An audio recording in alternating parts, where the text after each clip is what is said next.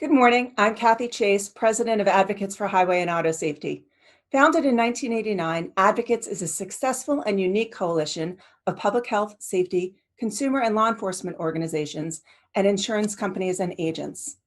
Our efforts on the state, federal, and regulatory levels seek to advance safer vehicles, safer drivers, passengers, and road users, and safer roads.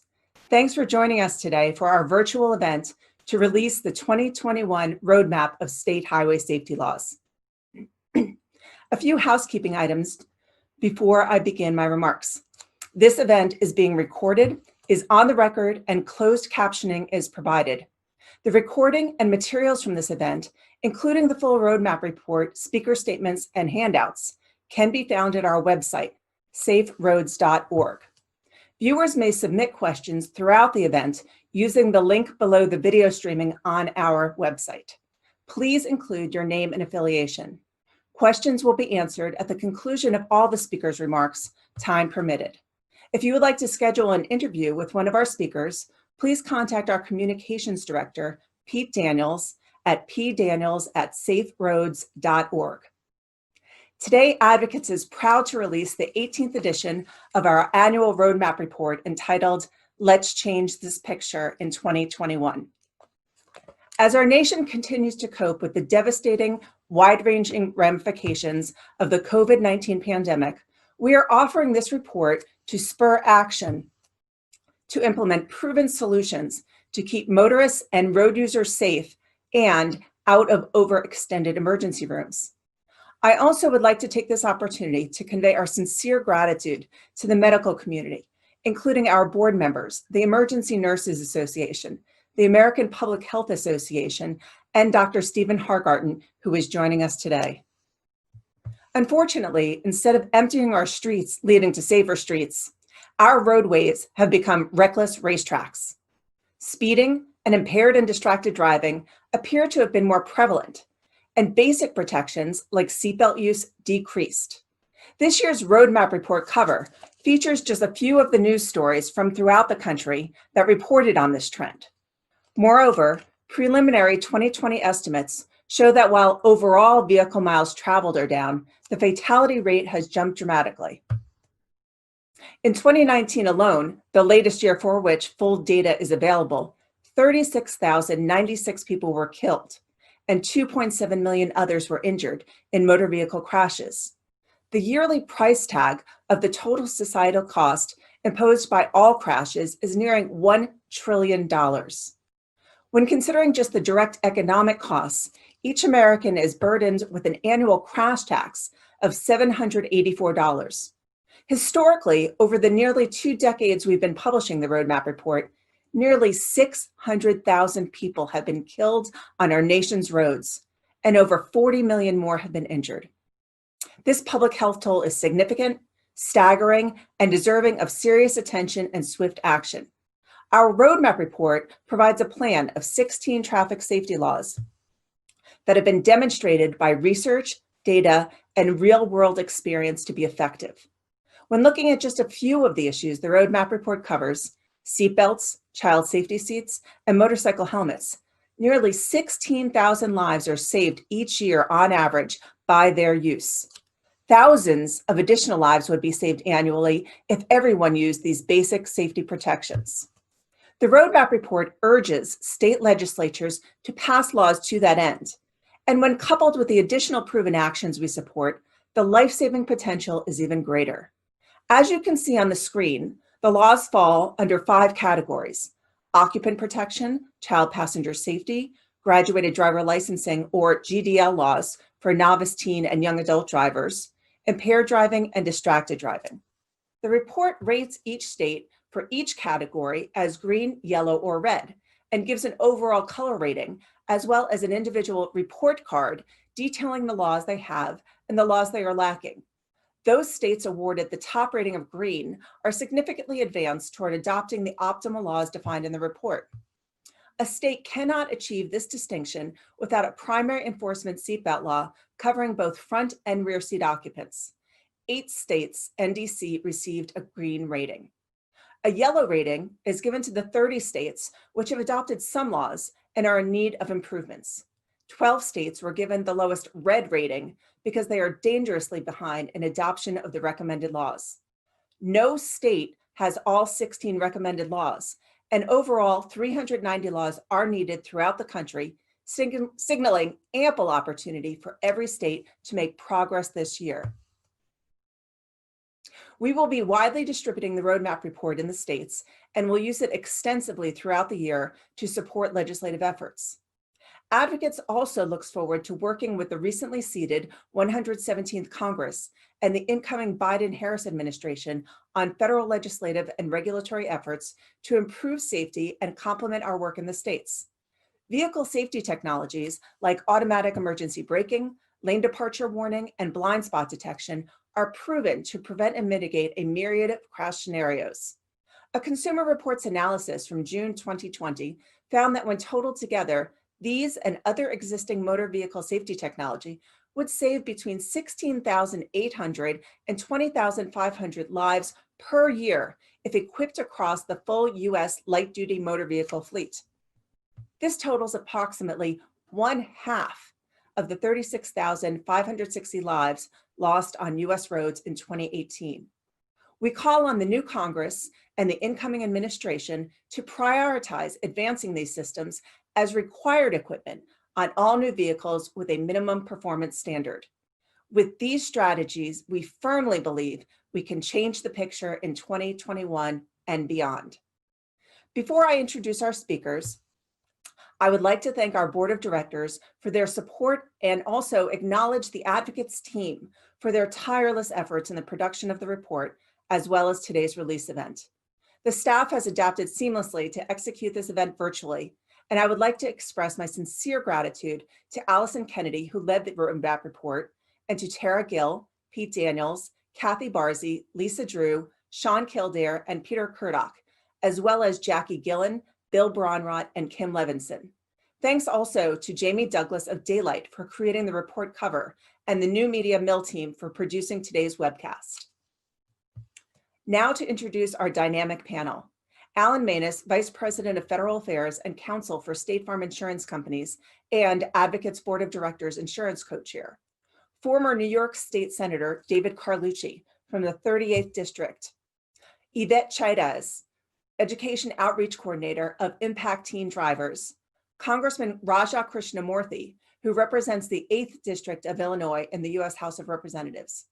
New Jersey State Assemblyman Nicholas Chiarvallati, who represents the state's 31st District, and Dr. Stephen Hargarten, a professor of emergency medicine affiliate faculty of the Comprehensive Injury Center and associate dean in the Office of Global Health at the Medical College of Wisconsin and Advocates Board of Directors Consumer Co-Chair. A reminder to please use this link under the webcast video at saferoads.org to send questions, and we will do our best to address them at the conclusion of the speaker's remarks. Thank you. I would now like to introduce our first speaker, Alan Maness. Alan has decades of experience working with Congress and the executive branch to promote public policy positions that are important to State Farm and its customers. Prior to joining State Farm, Alan was the Senior Minority Counsel for the Aviation, Consumer, and Surface Transportation Committees of the Senate Commerce Committee. He also worked as an attorney at the U.S. Department of Justice and served as a Special Assistant U.S. Attorney for Washington, D.C. Welcome, Alan. Thanks, Kathy. Good morning, everyone. I'm Alan Maness with State Farm, the nation's leading property and casualty insurance company.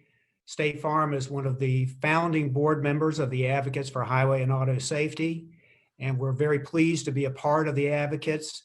It's an organization which brings together insurance companies like State Farm, along with consumer, public health, law enforcement, and safety groups. And basically, this group has functioned very well for more than 30 years, and it's had a shared mission of trying to reduce crashes and prevent death and injury. It's been very successful in that mission. And if you need any indication of that or how successful it's been, just look at a study that was done last fall, which determined that 185,000 lives and $1.6 trillion in crash costs have been eliminated or reduced by the advocates' action through the past 3+ decades. So that's a really tremendous track record. And it's something that we've been able to achieve in large part because of laws and policies that are reflected in the 2021 Roadmap of State Highway Safety Laws, which we're going to be talking about today. So for nearly 2 decades, this report has really served as a great document, which is an essential tool, especially for state governments, state legislatures in particular, as they try to identify gaps in their safety laws.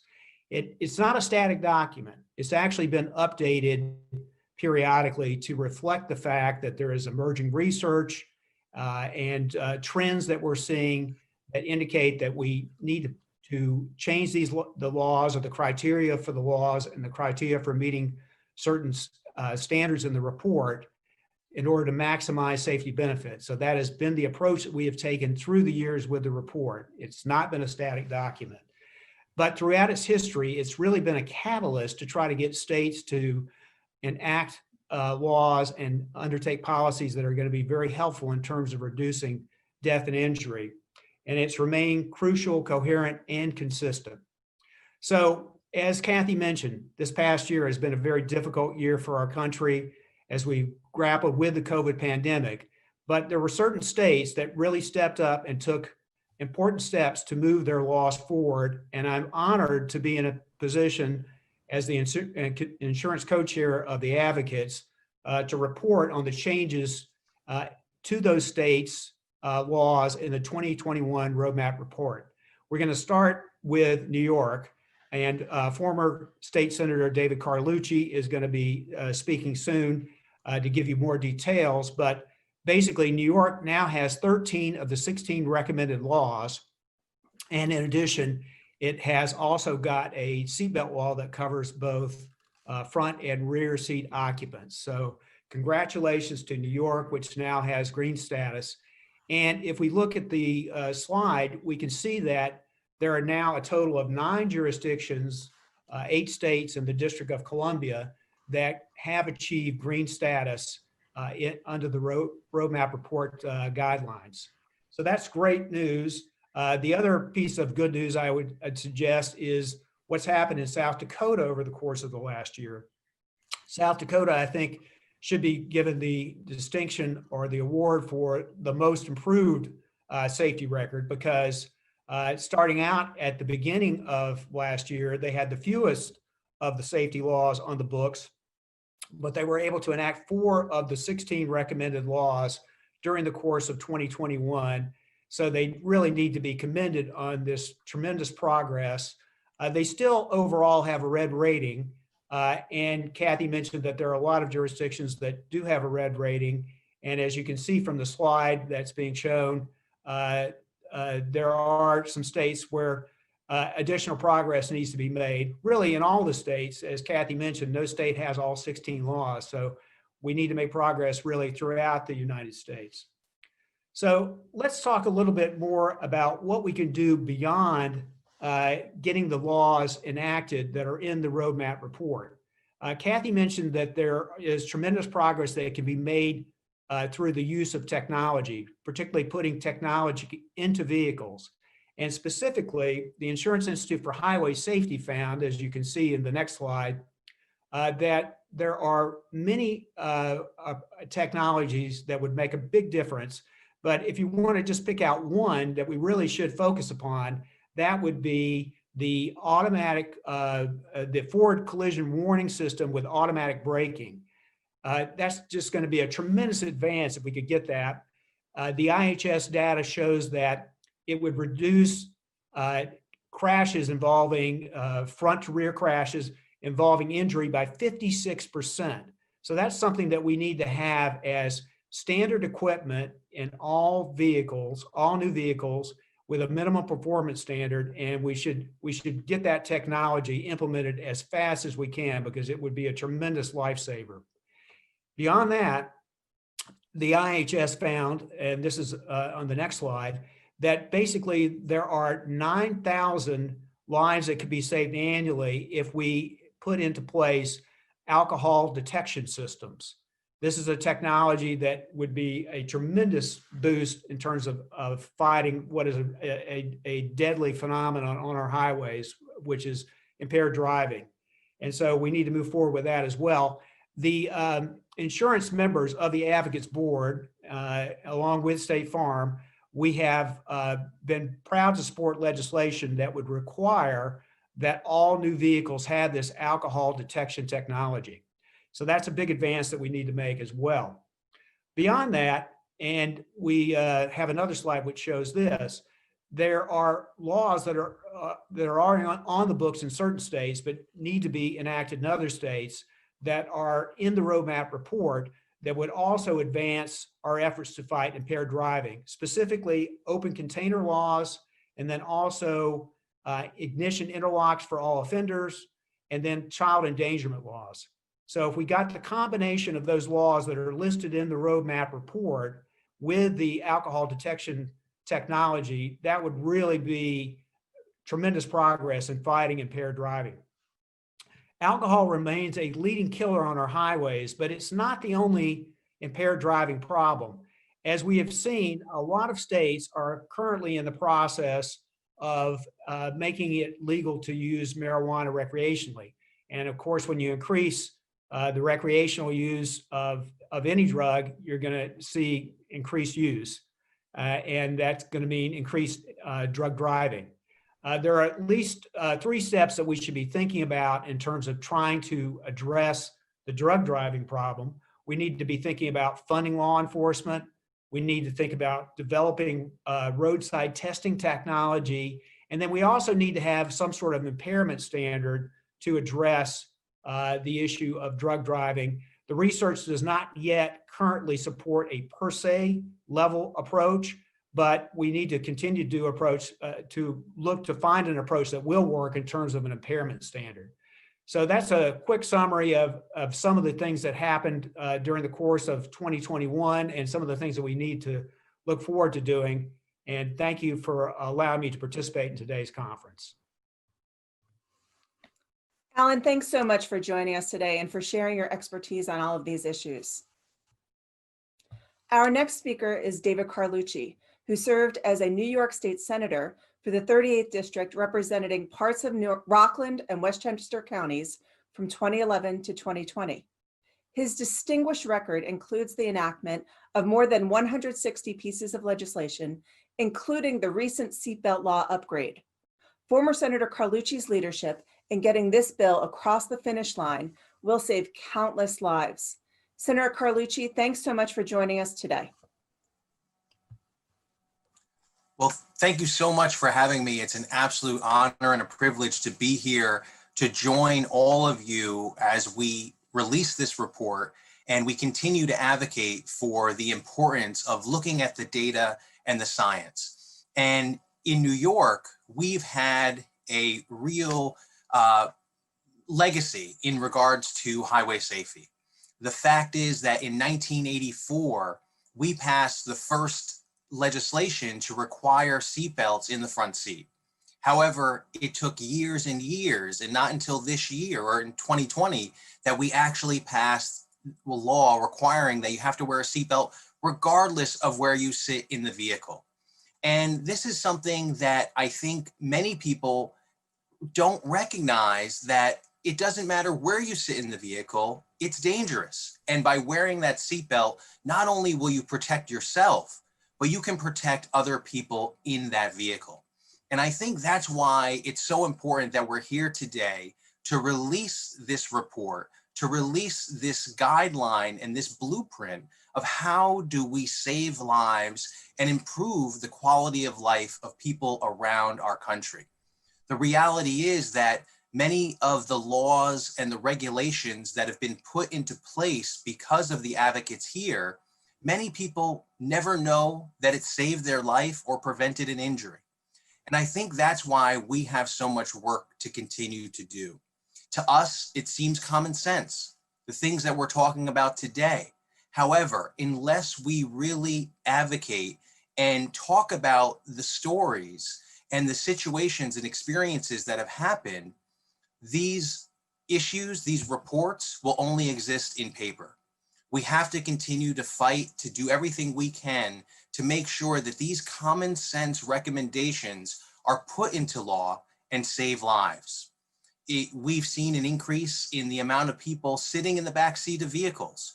With ride sharing becoming more prevalent than ever before, we have a scenario where you can sit in the back seat and you might say to yourself, well, it's my decision to wear a seatbelt or not.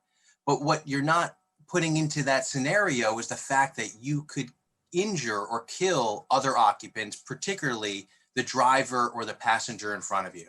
So I'm honored to be here today. I look forward to the report being released and seeing these 390 laws enacted in every state, so we can turn our states from red and yellow to green, and we can continue to perfect these laws and make sure that our highways are as safe as possible. So Kathy, thank you and your team, and look forward to doing whatever I can to continue to work with you to make these laws a reality across our country. Thank you so much. Thank you, Senator Carlucci. We're going to hold you to that promise. Look forward to it. Thank you. Thanks, and congratulations again to you and your other co-sponsors. And the biggest beneficiaries are all of the motorists in New York. So thank you again for your leadership on this tremendous victory. Thank you. I'd now like to introduce Yvette Chaidez, who has dedicated her energy to advocating for teen safe driving after the tragic loss of her sister Itzy. As an education outreach coordinator for Impact Teen Drivers, Yvette delivers life-saving, evidence-based programs to teens and their parents in English and Spanish. Prior to joining Impact Teen Drivers, Yvette founded Buckle Up Itzy to raise awareness for safe driving in her community. I want to note that Yvette will be delivering some of her remarks today in Spanish. While we're unable to offer closed captioning for the remarks in Spanish, they will be available on our website. It is an honor to have Yvette join us, and I want to express my sincere gratitude for her strength and actions to prevent other families from going through a similar heartbreak. Thanks for joining us, Yvette. Thank you, Kathy. Good morning. My name is Yvette Chaidez, Education Outreach Coordinator for Impact Teen Drivers. I became an advocate for teen safe driving and unintentional injury prevention after my 17-year-old little sister, Itzy, became one of approximately 4,000 teens who lose their lives each year to reckless and distracted driving. Itzy was a fun-loving, outgoing 17-year-old girl with her whole life ahead of her. She and I were extremely close. She was my best friend in the whole wide world. Itzy's personality was so big that she was friends with practically everyone that she met. She was the kind of person that you could count on to make you laugh when you were having a bad day. Itzy had big plans for her future.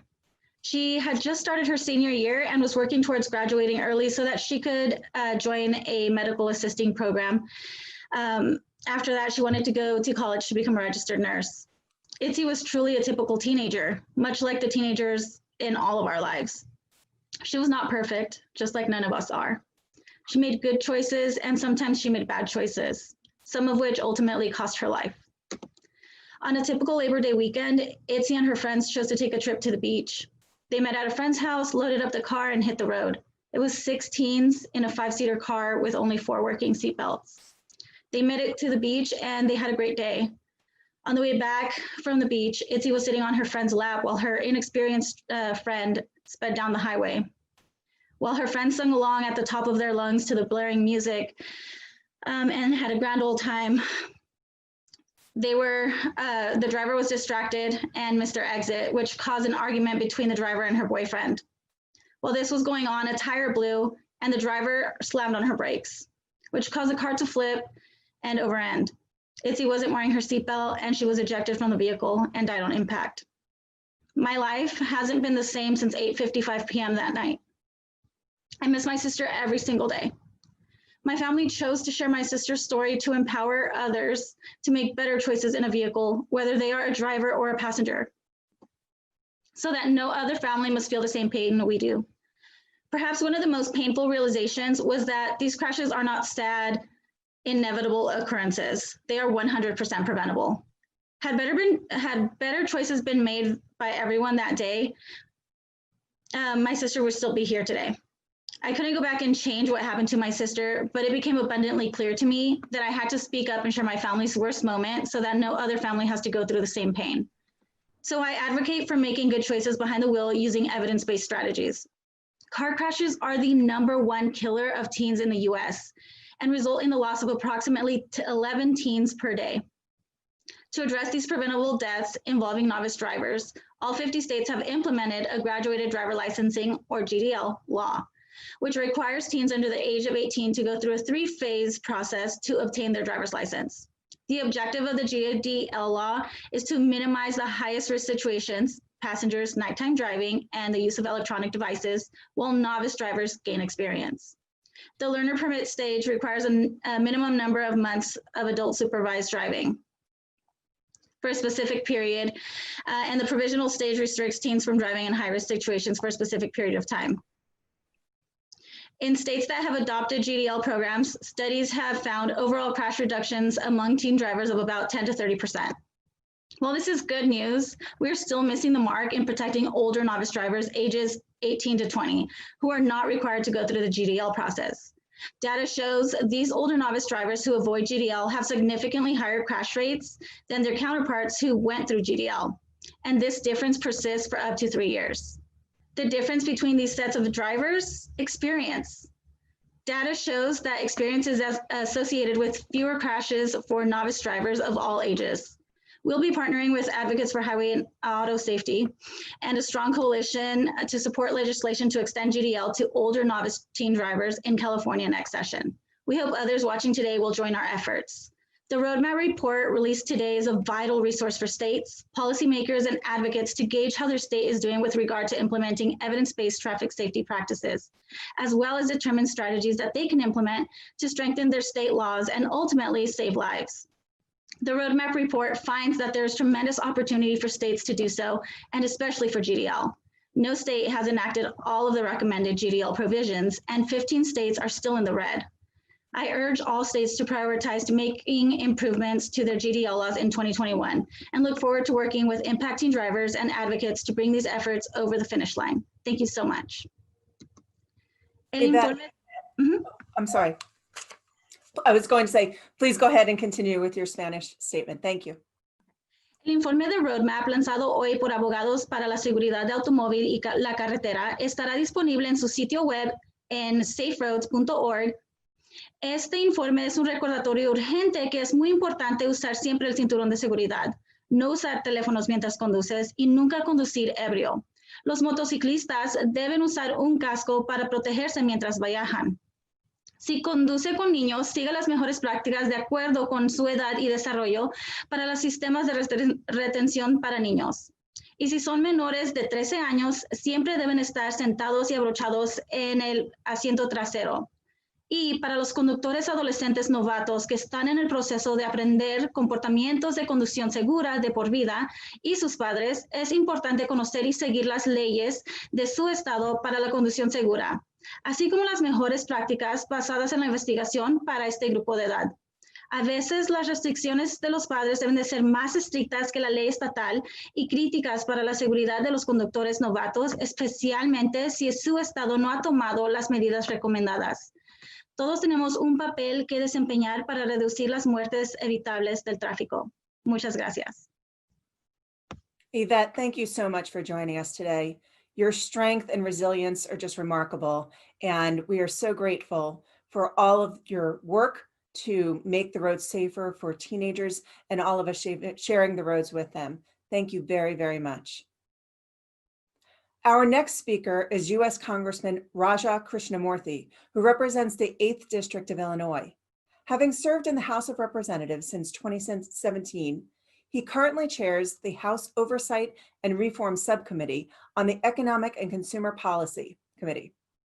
Congressman Krishnamoorthi is also a member of the Permanent Select Committee on Intelligence and serves as an assistant whip. Advocates has been proud to work together with Congressman Krishnamoorthi, the other bill sponsors, and our insurance and safety partners to support advancement of his bipartisan legislation, the Safe to Drive Act, to spur states to pass strong state distracted driving laws. We thank the Congressman for providing taped remarks for our event today. Hi, everybody. I'm Congressman Raja Krishnamurthy of the 8th District of Illinois. I want to say thank you for allowing me to address you virtually. Thank you to President Kathy Chase and the advocates for highway and auto safety for convening this meeting. I want to thank all of you for your efforts to make our roads safer and to make driving safer. And to that end, I want to thank you for supporting me in my Safe to Drive Act, which is a bipartisan measure meant to help provide resources to states as they try to encourage people to engage in non-distracted driving. And so this will help to unlock grants to states that are doing a good job already and to create new ones in other states. But this is essential as we try to get the message out that it's time to put down the phone and to put down non-navigational aids as you drive. This is especially important for our young people, as you know. So thank you again for convening this meeting to talk about driving safety. We together are going to make our roads safer, and the Safe to Drive Act is going to be an essential component of our agenda for moving our country forward and making our highways and roads safe to drive. Thank you so much. Thank you, Congressman Krishnamurthy. Our next speaker is New Jersey Assemblyman Nicholas Ciarvolati. He has served in the state legislature since 2016 and currently is the Majority Whip, Vice Chair of the Human Services Committee, a member of the Transportation and Independent Authorities Committee, and a member of the Commerce and Economic Development Committee. Advocates has been pleased to work with the Assemblyman on his distracted driving bill. His legislative schedule shifted, making him unavailable to join us today, but he was able to record the following remarks. Thank you, Assemblyman. Hi, I'm Nicholas Ciarvolati, Assemblyman from New Jersey's 31st Legislative District. Thank you for allowing me a few minutes to speak to you about a cause I'm passionate about, roadway safety. I want to thank Kathy Chase and the advocates for highway and auto safety for their leadership and commitment on this important issue. During the COVID pandemic, our reliance on technology has been expanded in ways we never really considered. From my wellness checkup to my fifth grader's gym class, my high school junior's AP history course, and our family's holiday celebrations. There is no doubt that technology allowed us to stay in touch during a period of required social distancing. However, there is a time and place for everything. During the same period, when driving on highways was down, we saw an increase in distracted driving accidents. In New Jersey, I introduced legislation that will prohibit the use of video streaming while operating a moving vehicle, regardless of whether you are holding a phone or not. I was motivated to introduce this bill after a contracted driver for High Point Regional High School in Wantage, New Jersey, was caught having a conversation via video chat while driving a minivan with a student on board. Fortunately, we were lucky, and that ride ended safely. However, each of us know it only takes a second for tragedy to occur. Since introducing this bill, I've literally heard and seen drivers streaming movies or sports highlights while operating their vehicle. Is it really that important? Can you not wait until you get home? Over the past 9 months, I cannot begin to tell you the number of times I have witnessed someone with their camera on while participating in one of the countless Zoom calls. The risks are too great, the danger not only to the driver, but to other drivers and pedestrians too high to allow this sort of reckless behavior. As my children, my 17-year-old and 15-year-old, begin to learn how to drive, I want to make sure they are responsible drivers and safe on our roadways. We will never be able to prevent all accidents or even eliminate distracted driving. But we need to work together to create laws that educate drivers. We must continue to strive to make our roadways as safe as possible. The report we're discussing today provides a roadmap for achieving this aspiration. Once again, thank you for allowing me to spend a few minutes with you, and thank you for your continued advocacy. Thank you so much, Assemblyman. Turning now to our final speaker, Dr. Stephen Hargarten. Dr. Hargarten has published over 100 peer-reviewed manuscripts and has lectured throughout the world on gun violence, global health, and injury prevention and control. Dr. Hargarten was inducted into the Johns Hopkins Society of Scholars and elected to the Institute of Medicine of the National Academy of Sciences. Additionally, he was the founding president of the Society for the Advancement of Violence and Injury Research and has served on the Violence and Injury Prevention Monitoring Committee for the World Health Organization. Thanks so much for joining us, Steve. Thank you very much, Kathy. Good morning, everyone. I'm Steve Hargarten, Professor of Emergency Medicine at the Medical College of Wisconsin. I am proud to be the consumer co-chair of Advocates for Highway and Auto Safety, and I'm pleased to join you today in the release as Advocates releases the 2021 roadmap for state highway safety laws. Our nation is facing extraordinary challenges as a result of the COVID-19 pandemic.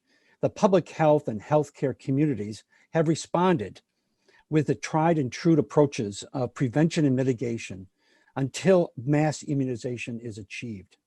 Even after the vaccines are received throughout the country to all populations, prevention and mitigation will remain vital tools in our proverbial doctor bag.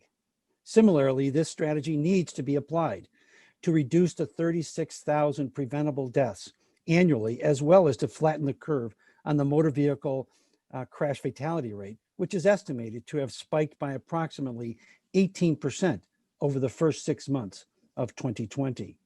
The roadmap report provides specific and similarly tried and true policy solutions to achieve these goals. For example, the report promotes the enactment of primary enforcement seatbelt laws for all occupants. Without question, seatbelts have saved hundreds of thousands of lives and prevented millions of injuries. Even still, 30 states do not have this critical proven law to increase use rates. Additionally, it is long established by experts that children are best protected when they are in the seat appropriate for their age and size. However, only 7 states have both optimal child passenger safety laws recommended in the roadmap report. However, and the data is irrefutable that motorcycle helmets reduce serious head injuries and save lives. Sadly, in the medical profession, unhelmeted riders are referred to as organ donors.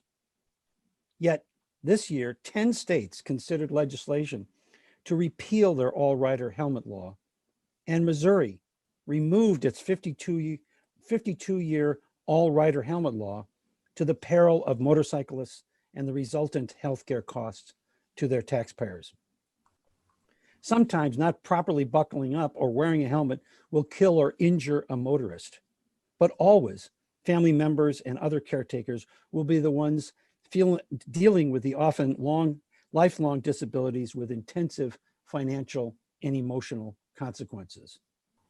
This is why it's so important that the report be used to guide state elected officials to close the dangerous and deadly gaps in their state laws. The ramifications are literally life or death. Lastly, I am keenly aware of the demands placed on medical workers during these difficult times. Overburdened hospitals, round-the-clock hours, and the heart-rending decisions about allocation of medical equipment and supplies. We owe it to them to do everything we can to keep ourselves safe, to stop further straining the healthcare system. A major part of that is preventing crashes and serious injuries. While lawmakers seek to contend with immediate needs resulting from COVID-19, so too should they prioritize the countermeasures in Advocates' roadmap report to reduce incidents that will only serve to compound the current public health and healthcare challenges. Thank you. Thanks so much, Steve, for your poignant remarks. In closing, before we go to questions, I'd like to quickly recognize several states who have already indicated their intention to address gaps in their traffic safety laws this year. In Missouri, several bills would upgrade the texting ban and curb distracted driving. Montana will consider an all-occupant seatbelt measure soon in the House Judiciary Committee, and we urge the committee to advance it. Safety bills in New Jersey will carry over from 2020, including to curb distracted driving, to upgrade graduated driver licensing, and to establish a pilot program for speed cameras. In New York, efforts have been introduced to improve child passenger safety and to limit the blood alcohol concentration while driving to 0.05%. Oklahoma is taking action to upgrade the seatbelt law to all occupants and to improve child passenger safety requirements. South Carolina will consider a comprehensive measure to curb distracted driving. And Wyoming has at least 2 excellent bills pending to improve traffic safety, to upgrade the seatbelt law to primary enforcement for all occupants, and to improve child passenger safety requirements. We commend the sponsors of the traffic safety improvement legislative efforts and look forward to working with them to ensure swift passage. At this time, I would again like to thank our distinguished panel and the advocates staff for all of their efforts to make today's event a success. And I would like to ask our Director of Legislative Affairs, Allison Kennedy, to share any questions that may have been submitted by the viewers. Thanks very much, Kathy. We had several questions come in about particular states, and just noting that we can follow up individually if any of these reporters would like more specific information about these states. But if you could speak in general about the ratings for the states of Oregon, Washington, Nebraska, and Georgia to answer those state-specific questions, that would be great. Thank you, Allison. Those 4 states certainly run the gamut and what the ratings that they've received. I'd like to refer the viewers to our roadmap report on page 37, which begins what we call the report card part and breaks down each state's rating. So you'll see on the report that we have the West Coast and the East Coast where we have some of the green states, and in the middle, with the exception of Louisiana, we have kind of a combination of what is happening. The bottom line here is that every state can take action to improve the safety on their roads, and they are incumbent to do so, especially in these times when hospitals throughout the country are overburdened by the pandemic. We have these proven solutions, and if elected officials are to take action now, we know with certainty because of research and experience that lives will be saved on our roads. Now, specifically talking about Oregon and Washington, as Alan mentioned, those are 2 of the best states in the country, both receiving green ratings. Allison, would you remind me what were the other? I know that Georgia was one of them, and what was the other state, please? Sure, Nebraska.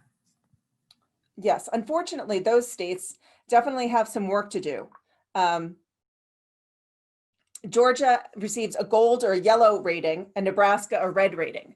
And again, I'll just refer our viewers to the pages subsequent to page 37, which breaks down specifically. You can see what states the laws, what state laws they have and which ones they're lacking. And we are more than glad to provide any follow-up information, as well as to work with anyone who is on today's who is watching today's event to work to advance these life-saving measures. Thanks, Kathy. The next question comes from the Star Ledger in New Jersey. The question is, are we putting too much emphasis on technology and not enough on building driver car control skills, especially if drivers rely on technology instead of good driving practices? And whether there's a greater danger when technology fails to work properly and a driver with poor skills suddenly is put in a life or death situation behind the wheel? That is a great question. It has been proven by the Insurance Institute for Highway Safety that the advanced driver assistance systems, known as ADAS, including automatic emergency braking, lane departure warning, blind spot detection, and others, can save lives and mitigate crashes. However, advocates contend that a lack of minimum performance standards is holding back these efforts somewhat because right now, auto manufacturers can put these technologies into their new vehicles if they wish, but there's no bottom line of safety that they have to meet. If the US Department of Transportation promulgated final laws saying an automatic emergency braking system has to stop in X number of feet, then we, the consumers, would know that there's a safety assurance. When we go into the auto safety, when consumers go into auto showrooms to buy a new vehicle, it's a very exciting time. We want them to know that the US Department of Transportation, in essence, has their back and is protecting them by ensuring these safety technologies will perform as needed. Now, in addition to minimum performance standards, coupled hand in hand with that is that these proven technologies should be required in all new cars. Right now, they are either bundled with non-safety features or bells and whistles, such as a heated seat or a moonroof or a heated steering wheel. In other words, you can't buy them a la carte as you can at a menu at a restaurant. We would like to see that to be able to happen so that everyone can be afforded the opportunity on the path to getting them into all new vehicles. If we, as I mentioned during my remarks, the Consumer Reports found that tens of thousands of lives would be saved if we can get these technologies into vehicles. Now, I appreciate the point made that some drivers may be too reliant on these technologies, and there is a sweet spot that people need to be informed of how to properly use these technologies and not become overly reliant on them. Similarly, auto manufacturers should not be overpromising what their technology should do. So we do have some sorting out to be done here, but we know the path forward. And our roadmap report offers the solutions and the way to achieve this goal. Yeah, Kathy, if I could just add to that, I think it's exactly right that this is a roadmap of not just one silver bullet. We know there's not just one policy or one law or one area that is going to make all the difference, that this is legislation that's layered on top of each other that will make a dramatic difference overall, whether it's requiring auto manufacturers to do the right thing and put in the right safety features, or having a graduated driver's license so that the driver understands how to use this technology and how to use the automobile and the rules of the road appropriately, or requirements that you have to buckle a seatbelt or do X, Y, and Z. So this is a combination. And that's why I think this report is so important and so meaningful, that you take the pieces of it, these 390 laws that need to be done across the country, layer them on top of each other, and we know we will save lives. Thank you, Senator Carlucci. I couldn't agree more, of course. At this time, there are no additional questions coming in through the webcast viewer. Okay. We'll wait just a couple seconds. And in the meantime, I'd like to just again extend my sincere gratitude to all of our outstanding speakers today who took the time to prepare and to join us to pass along the message that we can do more. The good news in this time of challenging, of different challenges in our nation, the good news is that we offer this report that has proven solutions to make our roads safer for all motorists. We need our elected officials on the state and federal level to take this report and review it and take immediate action. The result will be lives saved for 2021 and years to come. And Allison, if we don't have any further questions at this time, I think we will conclude the event. Still none at this time. Okay. Thank you so much for joining us. Again, our report and all of the documents can be found on our website, which is saferoads.org. And if any members of the press would like to interview any of the speakers on the panel individually, please contact our communications director, Pete Daniels at pdaniels@saferoads.org. Thank you again and have a safe day.